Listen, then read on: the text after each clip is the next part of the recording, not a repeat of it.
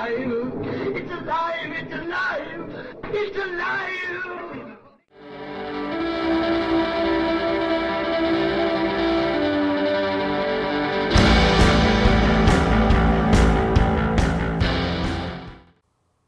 Hello and welcome to Alive After Reading. I'm your host, Tim Niederreiter, and with me today is a returning guest from the mists of time, Paul Sading, back for more. Welcome to the show, Paul. Well, thank you for having me for a third time. I'm honored. Well, I've always dreamed of having returning regular guests, but hey, maybe not regular, but returning guests. It's always good. It's always fun, so I don't mind at all. I'm honored to come back. Well, Paul, it's an honor to have you back. Tell people what you've been up to lately. What sort of books you write, and what you got out there. Well, since the last time we spoke, there's been a lot of work, to include last year, which I will never repeat again. It was a 1.8 million word year, and I learned my lesson. That self-flagellation. I've learned my lesson to never do that again. But I've still working in the fantasy realm. I'm actually kind of doing a semi-parallel shift, though. I'm going to start moving into more of an epic/dark fantasy, and not completely away from urban fantasy, but I am kind of sliding a little bit, testing some new waters. Cool. Yeah, I mean, that's kind of where I've been living for a little while now, and just the urban, and not urban fantasy, the heroic, not quite epic fantasy, because epic fantasy to me is, I realized this over the past year. Epic fantasy isn't my favorite kind of fantasy by a long shot. It's not what I really grew up reading, and it took me forever to realize that, because I think, okay, it's fantasy. And in traditional publishing, what do they have but epic fantasy, right? I mean, they've got and urban fantasy, there's only those two practically as the big genres that I grew up thinking. I came of age as a writer thinking that's what you needed to do, and it's not quite that way. There's a lot of other possibilities. There are so many, which is a beautiful thing especially to be an indie in today's market. Mm-hmm. It really is. You can play in so many sandboxes. You got to be careful, career-wise, if you want to sell. But as a creative, I mean, that muse can be inspired so many different ways. It's awesome. Oh, absolutely. I mean, I've even still been dabbling in science fiction, and I should really stop doing that. Because when but I like my science fiction universes and stuff. It's just tough to write enough to get enough books out in both to have an impact. Yeah. Well, especially if you don't have an audience that follows you, regardless of where you land on that, spec-fic spectrum, if you will. If you've got hardcore in sci-fi and hardcore in your fantasy, but they don't actually move with you, that can make it difficult, especially if you're not able to. I mean, honestly, we've got to put out a lot of content in order to be, financially successful at that. So yeah, I'm even kind of nervous about this slight turn from the main route to go over into that's why I keep reminding myself, and anytime I talk to somebody about it, I try to remind myself I'm always going to tag like the epic label with the dark fantasy label, because I'm trying to go for more of a feel. Yes, urban, contemporary city setting, contemporary world city setting type of thing. Epic, not that way, but I try to emphasize the dark aspect of it. And I hope over the years and the releases that I'll be able to find a following where the dark element actually resonates, so that way I can maybe shift here and there. I won't ever go like hardcore science, hard science fiction type stuff. I just can't write that stuff. But maybe if I'm true to that, maybe I'll be able to bring a lot of readers along with me, regardless of where I go. Oh yeah. I hope to do something fairly similar, though. I don't have a nice tag word yet. I don't know what dark, what would I use instead of dark? My stories aren't that dark. I mean, people would say maybe they are, but they're more weird than dark.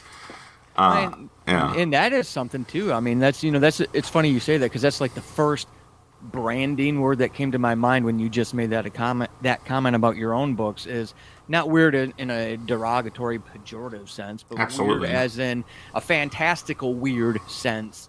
You've got a very boundless imagination because I don't want to say it's untraditional or whatever, because that still has riders on it that I don't like. You've got a very fresh perspective on what fantasy is, and I mean, maybe that's something you can kind of start grabbing and branding Tim's books with. I don't know, but I gotta try it. I mean, that sounds like that's the sort of thing I would like to do, because I mean, as you've read a little bit of my stuff now, you know that it does. Even the most normal fantasy books that I've written are not that normal as far as their thematic elements and stuff. The world building, especially, is very out there. Yeah. Unusual, you might say, and I think that's good in fantasy. I think that people like that in the secondary world fantasy subgenres. At least I think so. I mean, like Brandon Sanderson. Yeah, people have been talking about him a bunch because of his massive Kickstarter, but he was already a big deal before that. And the issue and his books, the settings are very strange. They're very unusual for fantasy settings in a lot of cases. Mm-hmm. Especially, honestly, his big one, the one where he's writing 1,000-page doorstops for every volume. I read the first of those, and it's good. And I mean, it's my favorite Sanderson book currently, and it is. Well, I say currently, but I'm not a huge fan of Sanderson's anymore. I just really like that one. But the Way of Kings, and that was cool because it has such a strange, because the setting is so vibrant and different from a traditional, it's not just knights and whatever, and there are knights basically in it, but they're wearing super armor and whatever, and they've got all, and the terrain is different. The world's quite different from what you'd expect from just an Arthurian fantasy or something like that. Right. Yeah. But anyway, I mean, that's kind of something like what somebody like Pierce Anthony that I read when I was growing up. I mean, that's me too. He's somebody that always jumps to the front of my mind when I think air quotes weird fantasy. He was the I guess because he was the early influencer for me when it came to what weird fantasy could be. Yeah, for me it was that, and then the Magic the Gathering tie-in novels that I read as a kid were also, because those are very different than Piers Anthony books, because they tend to be very dark. They used to be anyway. They were, the last time I checked, they were very dark, and they were always about different characters, because they would follow this progression, this like the history of this setting more than anything else. Right. And so characters would, they'd show up, they'd die, there'd be another set of characters in the next book or in the next trilogy or whatever, in a lot of cases. And but it was also techno fantasy a lot of the time. There was all these technological elements to the settings, and now the latest Magic the Gathering set is a cyberpunk setting, which is wild. They got magic and shit, but it's a cyberpunk setting. Yeah. But anyway, that's a not here or there as far as books, because I thought there are stories in Magic the Gathering. Obviously, as my friend Reinhard Suarez has written some of those at this point. And he's been on the show, which is why I mentioned him. I'm not just dropping a name to drop a name. Name dropper. But anyway, so Paul, you've got your kind of heroic, epic, dark fantasy thing going on here, right. dark epic fantasy, right? And that's the Battleborn series, right? That's coming out soon. The Battleborn series is coming out this year. This is where a lot of the 1.8 million words came from last year. Was this set of books? But I struggled with how to do epic in a 2020-ish marketplace. I don't have, I'm an indie. Unless somebody throws a lot of money at me, I'll stay indie forever. And so I can't pump out 900-page Brandon Sanderson epic fantasy book. It's just not feasible. So I struggled with the longest time on how I was actually going to do it, and that's when this Battleborn idea came along, and I drew on a lot of like early year reading of the Dragonlance books. And one of the things I remembered about the Dragonlance books many years later was it had this big cast of characters on all these adventures around the world. But the way they parceled it, there were groups, there were pockets of same story contributions to the Dragonlance lore, the Dragonlance world. So I wanted to recreate something like that. And that's when I realized I can do and talk. Tim, you and I share a mutual author friend in Blaze Ward, and he made a comment to me once when I was talking to him about my yearning to get into epic fantasy, but not write a 900-page book because I actually want to, be able to buy bread and milk someday. And he said, look at the marketplace and what is it doing for that genre. And I realized he was right. There are indies doing longer epic fantasies, but many of them aren't. They package it differently.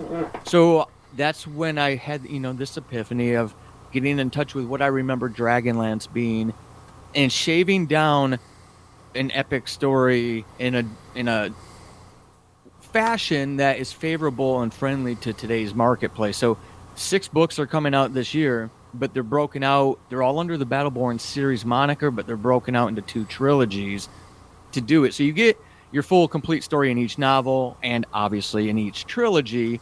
So each trilogy can be read alone if you wanted to, and there are different appeals to it. But it also gave me what I really wanted, was the leverage that if this does find a readership, I get to go play in that world again, because I had a lot of fun with these books. Epic fantasy for me was always the thing. I started reading, believe it or not, horror, and that's where I fell in love with books. But I was military back in the day, and I know this is really convenient timing, but I swear I was one of the true original fans back in the 90s of Robert Jordan's Wheel of Time. Before Amazon was even a thing, I was reading Wheel of Time. And I was going on a deployment. We literally had hours notifications to get our lives together, find out, what we were going to do. I had nothing to read. And I had a buddy who said, hey, grab this book. This is a cool book. Didn't know the first thing about it, but I saw how big it was. And that's where I fell in love with the epic thing. So I'm so happy to finally be able to play in an epic/dark fantasy realm and world again. I hope I get to for a long time. We'll see. Fingers crossed. Yeah, fingers crossed, definitely. Fingers and toes. It's I think, I don't pay too much attention to what's actually selling. I think that's one of the reasons my books don't do that well yet. But hey, also I think, and I know that's not what you were talking about. I was just like, now that I think about it, maybe I should pay more attention to where I'm trying to place my volumes, when I get there. When I release stories. Because what's a steampunk epic? What's a steampunk fantasy that has fairly short books in it? That's what I'm currently writing. Twisted Gods are kind of in that neck of the woods of 50, 60,000 words each. And that's weird to a lot of people, I think. The 200-page book, that's a good length for a book, but it's also kind of short for an epic fantasy, so it doesn't really fit in that category. How long are the Battleborn books? Or sure they vary. It's funny you bring that up, because that was something I intentionally did, was to keep them relatively shorter. After much looking at the marketplace of books that I felt were going to be similar to what the notional concept of Battleborn was at that time, there were epic fantasy authors out there releasing books that were, 200 to 270 pages. Obviously, you had the bigger ones, but I was shocked at first to see epic fantasy selling well at a, sliver over the 200-page count. It was encouraging to me, and I went on a lot of forums, social media type platforms, just over the past year and a half-ish, to see what people were actually looking at. And in a marketplace like today, I think that the tolerance for length is shortening. And I may have a bias to seeing that qualitative data, but I saw a lot of people who had no problem with an epic fantasy that was not 400 pages, wasn't even 400, maybe not even 300 pages.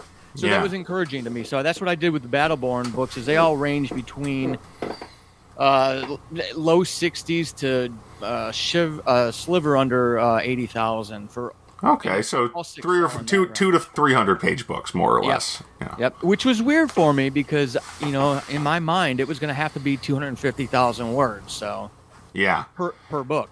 Then you look at it. Obviously, the Lord of the Rings. Each of those books is a traditional fantasy novel in length now, but together they make a 300,000 word book or whatever, 350,000 word book. but and honestly, I'm less picky about breaking down a series, especially because I like to be able to make progress and I like to have those benchmarks when I'm reading. Even though I mean, the last book I read was The Heroes, which is like 600 pages long about one fantasy battle. That's great. That's an awesome book. Really redefined for me what a good book even is. Mm-hmm. Oh wait, this episode's gonna be time shifted. But I did read The Heroes this year, so whatever. So anyway, this is that's the level of quality to me is always more important than the length of the book, but that's just me, and I'm a weird reader. I'll acknowledge that. I'm an unusual reader in that there's a lot of people really want the content to be something particular, and I guess I have that my preferences, right? I like my science fiction and fantasy, especially fantasy. But I can read, I'll read just about any kind of content as long as it's not. Well, I mean, I guess there's a lot of stuff that I won't read. What am I saying? But and do not send me your books. This is not an invitation. Just in general. I think you just set yourself up for that. Anyway, but generally, I'm actually kind of hard to please when it comes to books. But it's just because I get bored so easily, and that's why our long book just becomes kind of an obstacle to me. If it's not a book, and the big revelation I've had recently is that if the book isn't doing good stuff with every sentence, why is that sentence there? Get rid of that sentence. It needs to be something fun. Or what am I doing here? I'm out of there. The end of a book can't justify reading a whole book to me. That's just almost impossible. Right, even 2 hours of reading, like or 3 hours, like a 200-page book would take me, is too much for a story which is only good because the ending is a nice twist or something. No, right. That's not adequate. And it doesn't. And now I can't. And I'm taking that principle to my editing, and it's been very helpful. Yeah, you edit without mercy. Without mercy. So, and I think the marketplace is ready for that, and I think as authors we need to be ready for that as well. It's something I struggle with because I like being able to deep dive into a lot of detail, but at the same time, if I want to do this and find readers, I also have to realize that preferences shift over time, and there's so much content out there, and it's so easy. It's so easy to just move on to the next thing that I want to make sure, like you said, is that sentence supposed to be there? Does it do something for the story? And it's been fun with jumping into. That's why I keep talking about the dark epic fantasy instead of saying like epic fantasy, because I want to really highlight that tonal aspect versus the epic aspect. Because, yeah, sure, over the series, it's an epic tale in the strictest definitions of what epic fantasy is. But at the same time, it's more about that tonal aspect. And those are the people, I mean, hey, I'll gladly accept 10,000 epic fantasy readers. But if it's somebody who likes fantasy, but they're looking for something darker, that's who I'm really trying to talk to and speak to. Yeah. Yeah, that makes sense. And I mean, and even traditional epic fantasy, like that just falls squarely into epic fantasy, can be pretty dark too. So it's not like you're going to lose those readers by making a dark book. I think dark is here to stay as far as a subgenre or a category that people are interested in. And it's been here. It's been around for a long time, obviously. Like like I grew up when I was a kid. I grew up with the Warhammer Fantasy Battles setting, and that was inspired mostly. A large parts of that were just inspired directly by Michael Moorcock and his Elric books, and that sort of thing is just. And so, we're talking pretty much almost as long as fantasy has been around, at least much longer than I've been around. So, 60, 70 years at least where fantasy has been pretty dark. And then go back to Conan. Now we've got pulp fantasy that's super dark, Exactly. Yep. Yeah. But not, and the fact that Tolkien kind of created the epic fantasy genre, and then we lose some of the edge in some of those stories is actually one of the things I have a problem with some of those stories myself. Yeah. Yeah. So I wanted to ask you though, when you started the series, you were planning to do 2 trilogies, or did that just did it get away from you? No, it was. I had deliberately structured it so that I could always do more. Like if I look at my outline world Bible for the Battleborn series, I've already got the next 3 trilogies named. Conceptually, I know what's going to happen in each one of those. and they're set up in the first two trilogies. I've put characters in certain positions that if there is a readership for these books, I'll be able to continue on because everything's already set up and it'll make sense when we jump into those. Initially, the thought was just the trilogy and go from there. But then I thought, I'm weird like that. I thought from a business standpoint and a reader standpoint. And I thought, yeah, this first trilogy would be great, but Tim knows this. Listeners, you might not know this if you haven't heard me whine about it on other previous episodes. I am very structured and very strict about my writing schedule. So to answer your question in a long way, Tim, I knew I could write these three, knock them out. But my fear was I was going to start moving on to the next thing. I've got the Zodiac books I'm still going to be writing, and I'm doing a spin-off of the Zodiac books because I want to test something in urban fantasy as well. So I feared that if I didn't write the second trilogy, I feared the Battleborn trilogy itself, so that first trilogy, if it did well, I was not in a position to respond and give people more Battleborn books because I would have moved on to the next Zodiac book and then the spin-off from the Zodiac. And now here it is, I'll be coming back to the market, I don't know, a year and a half, 2 years later with the next trilogy. And I didn't think that was the right thing to do to folks who would hopefully respond well to the first trilogy. So that was the decision. I knew myself and my pace well enough to know that I could knock out all 6 books and in a half-year period, and I did at a very heavy cost, but I still did it. And now I have that liberation. I have that creative liberation that, okay, I've delivered the best I can in a package I think is fair to the people who are going to like it. And if they like that, then they can wait for the third trilogy. I'll be at peace with that decision.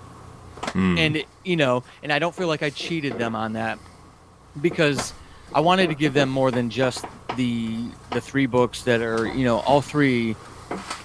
2 of the 3 are under 70,000 words, and the last one is barely over. And I just wanted to give them as much as I could that was reasonable and still gave me space to play in the world. And I'm glad I did because it was the second trilogy where I really opened that aperture. And I thought, man, I could write a ton of trilogies in this world. Nice. Yeah, I've noticed that a lot of the books that when I write I've not written a ton of series. I've never written a 4th book in a series, let alone a 6th. But at this point, but I've noticed that when I get later on, especially with my Demon Hunter books, when I got to the 3rd book of that, I'm like, wow, it's time to just cut loose because if you're still with me, here's what I actually wanted to do all along. It was kind of the vibe with that book.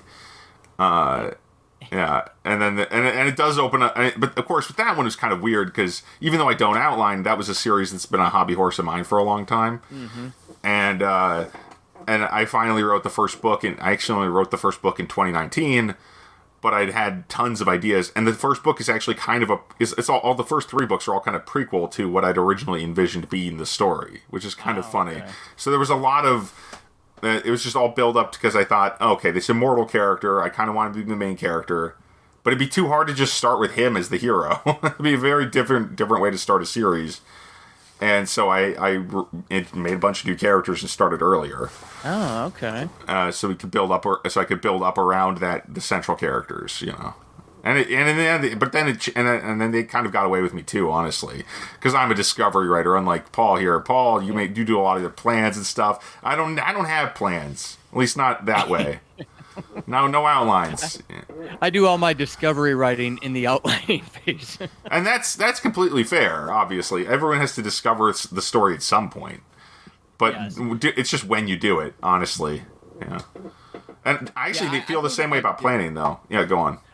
I think if I did discovery write, I would get myself into trouble because I would have this idea of what I was going to do, like with this Battleborn trilogy, and the next thing I know, I've got 3 800,000 word books that I spent the past 2 years working on. Oh yeah, so just blink and you miss it. I think that's one of the things that outlining helps me with is it helps me constrain my own imagination.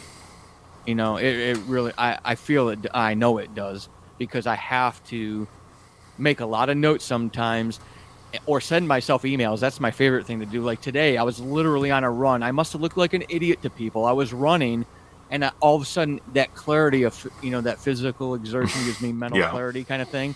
And I've got this idea for another dark fantasy series not related to Battleborn at all. And I just had this epiphany of how I could put my character right in the middle of a shitstorm, right on page 1. And so I'm running, and I'm whipping my phone out of my pocket, trying to punch out an email to myself while not breaking my stride. It's a wow. So that's where my discovery processes come in. Hey, fair enough. I get a lot of my best thinking done when I'm out walking around or exercising. Yeah. Oh yeah. That's one of the things. That's actually one of the problems I have with typing. That's one of the reasons dictation was probably good for me, even though I'm not doing a whole lot of it right now. Because when I would dictate, I would be up and about. I'd be walking around. I wouldn't dictate into a computer. I would dictate into a voice recorder, and that means I could walk around. And so my brain was working better because I was actually getting the endorphins flowing by moving. Yeah. And I guess since switching back to typing, I'm much better. I'm writing better stuff, but it's slower. It's just slower. Yeah. If the overall process is, if it keeps you happier and it keeps you relatively on the same timeline, it's not much slower. Yeah, I agree. Yeah, and in fact, it's only slower in rough draft. Once you take into account editing, it's much faster. Yeah, exactly. But it makes discovering the book somewhat less exciting, maybe, or maybe it just means I have to be more excited about what I'm discovering, or I'm not going to stick with it for the whole day. That's my big problem. People act. Maybe it's just my projected persona online, but people think I'm a very prolific writer or something, and I don't really feel that way most days. How about you? Because I know you write a lot of stuff. You've been way more consistent than me recently. Yeah. I know it surprises people, and how much I can actually get done, but at the same time, I'm always trying to tweak my processes to refine them. I don't care so much about the word count aspect as what I'm putting out. And there's a urban fantasy author that I really respect, and I try to replicate his model the best I can, because he's got younger children, so he's still got the fatherly parental duties. He's got another consulting thing he does on the side, and he can still put out at least 4 books a year, and of relatively good length, 70-ish to 90-ish thousand words. He's not going on the short end. He's still doing it, and it's his process is super clean first draft, fast editing, off to editor, comes back, and within a week it's ready. And I still can't get to that point yet, but that's my goal. So I've shifted. I did the 1.8 million last year to get these Battleborn books, because there's already 6.5 Zodiac books out. Now I'll have 6 dark epic fantasy books. That gives me a catalog, not including my horror and my suspense that I did before. It gives me a back catalog of 12 fantasy books. That was the only reason I pushed myself so hard, is because I wanted something for somebody who trips across me to go, oh, hey, this guy's got other stuff too. Let me check that out. And now at this point is when I want to slow down on that first draft, force myself to be as clean as I can be to speed up that back end, so I can keep that churn going. Basically, my ideal state is me sending emails to my editor and bugging her because I need my manuscript back, because I'm ready. Yeah. That's what I want one day. I'm not there yet, but that's what I want. Well, we all have things to aspire to. But Paul, we're almost out of time here, sadly. It always goes so fast. It does. So tell people what's the title of that first Battleborn book, and when is it going to be out? So Fireborn is book 1 in the Battleborn trilogy, and it's going to drop on April 29th. And then Rageborn comes on June 1st, and Battleborn comes on July 1st, and then starting right after that, the next 3 books come out. It's going to be an interesting summer. Oh, sure. Yeah. You're doing a big rapid release. Yes. 6 books in 6 powerful. months. Well, we'll see. Best of luck, and I hope that works out for you. And, thanks for being on the show. Where can people find do you have a website or any place for that people should look you up? Yeah, if you want to check out stuff, just go find paulsating.com, PaulSating.com. Excellent. And as for this podcast, you can find more of us at mentalcellarpublications.com. You can find all my books at timniederreiter.com/books. And, of course, this show is hosted by Libsyn, but I don't know why I mentioned that because, I pay them a fair amount of money just to keep it hosted. So, hey, thanks for listening, everybody. I'll talk to you again next week. And, thanks for listening once again. Bye-bye.